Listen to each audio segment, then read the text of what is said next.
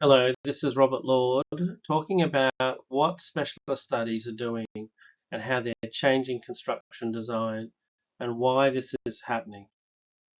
Most of the time, we are challenged by this very simple formula.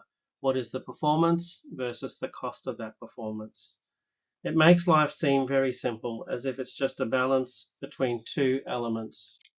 But the truth is that there are many changes in building drivers, and these are affecting many different types of buildings. Some of them relate to personal choices. Others relate to climate change, the state of the economy, the cost of living, what people can afford. All of these drivers are affecting decisions being made by builders and developers and architects every single day. And therefore, it's no longer very simple to choose between what is going to be built and designed and provided. And the biggest challenge is this last one. What are the staff skill sets, their availability, and their time commitments for these particular projects?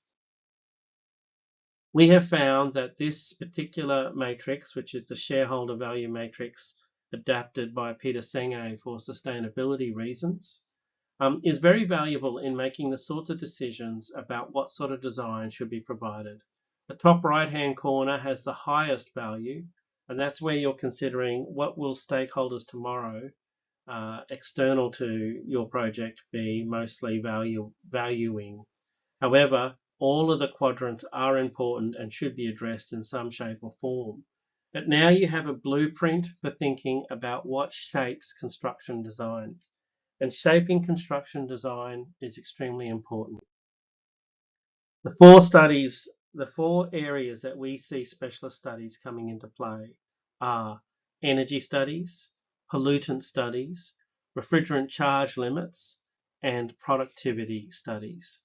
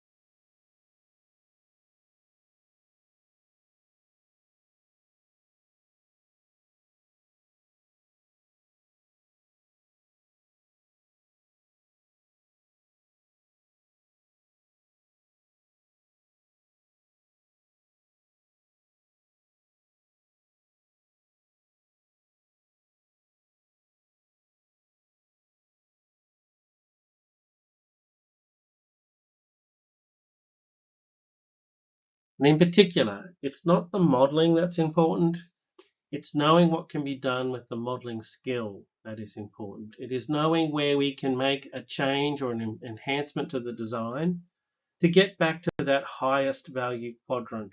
That is what is most important.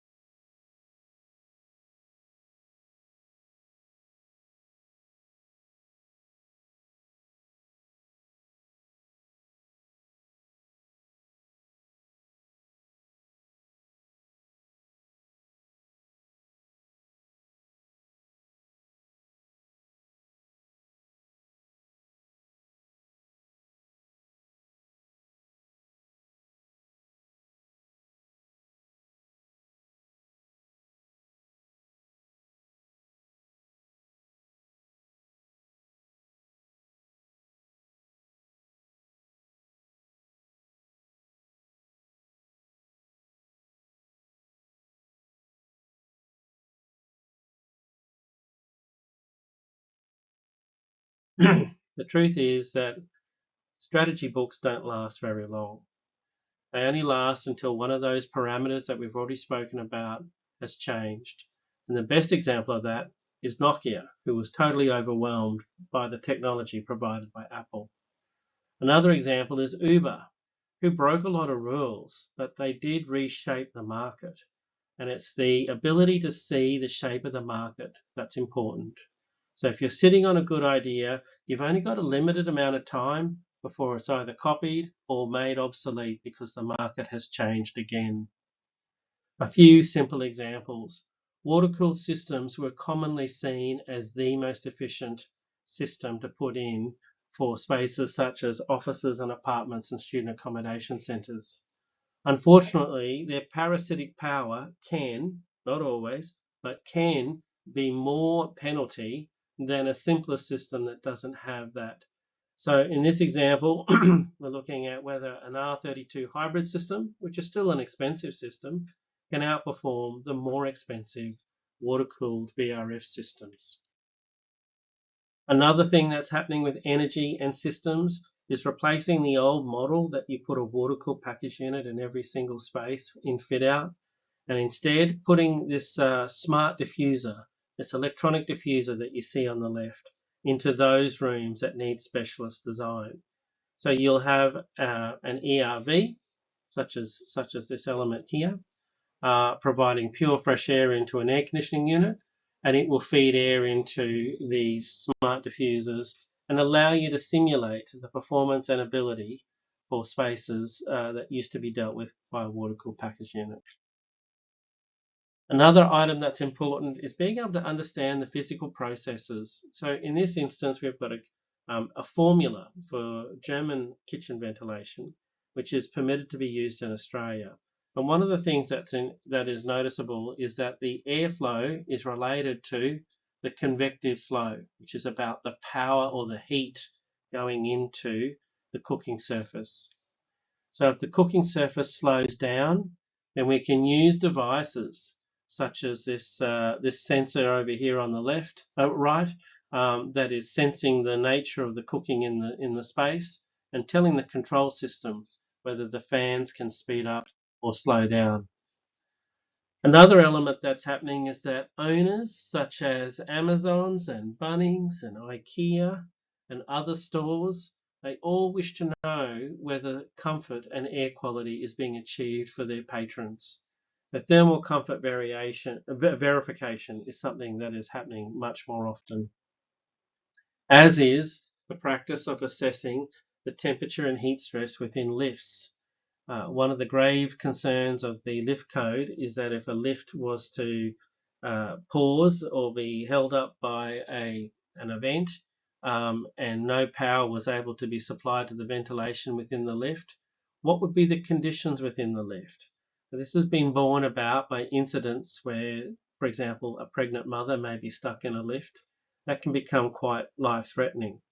So lift studies are becoming more prominent and more part of what a D&C, design contractor, will do, as is studying bushfires. In this instance, we're looking at a bushfire in a New South Wales school. And you can see here the heat that's applied to the outside of the school building is extreme. It's if a sun delivers 500 watts onto a window, that would be peak sun in Western afternoon, on the afternoon, whereas this is nearly 10 times that value being applied from the bushfire itself. It means change within the air conditioning design, that motors are added to control the ingress and release of heat from within these spaces that are under bushfire attack. It requires modelling and verification that tenable conditions can be provided. And one of the concepts that has been, I guess, developed around this is the idea of an onion skin configuration. That the classrooms are in the center, and then you'll have a space such as a corridor and lifts and stores and plant rooms around the outside of the building that are not habitable, but they are acting as buffer zones. And then, of course, you harden the edges of that buffer zone with the right bow rating so that they can defend from a bushfire. Odour studies are also a prevalent piece that specialist studies are often required. In this case, we're modelling whether a pizza store can extend its hours of trading. There is a determination of the amount of odour that is being generated, There is a, if you like, equivalent of a CFD study occurring with this airflow, and it's involving the importation of Google Maps and terrain files and meteorological data.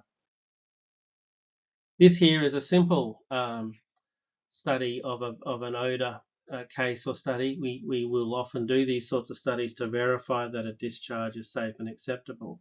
Again, these sorts of skill sets and these sorts of tools are not commonly held by design contractors. This just gives everybody some peace of mind that the design of the discharge is able to be clean enough that it doesn't cause any nuisance.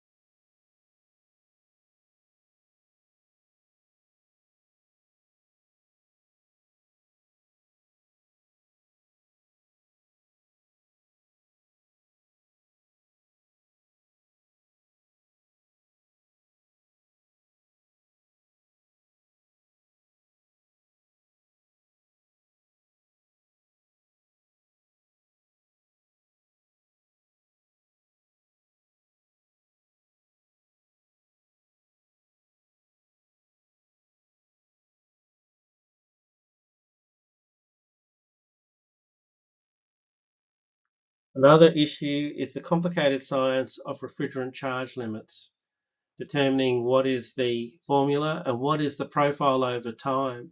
And what we have found with refrigerant charges is that as the charge builds up, the pressure inside the room builds up, and therefore there is an equilibrium point at which point the mass leaving the room is equal to the mass of refrigerant that's entering the room, until, of course, you run out of charge, and at which point you slowly get the space to recover. One of the grave concerns, even when we've been doing CFD modeling, such as this on the left here, one of the grave concerns is that our newer refrigerants have higher toxicity levels than our existing refrigerants. So this is again a cause for concern for a specialist. Other studies that are commonly undertaken by specialists these days are around CFD modeling. And this will help you find and determine spaces where maybe you need to put in some additional air. So you can see here some of the building up of the red is implying some fairly high pollutant levels, and some adjustments would need to be made to this design to achieve compliance and safety.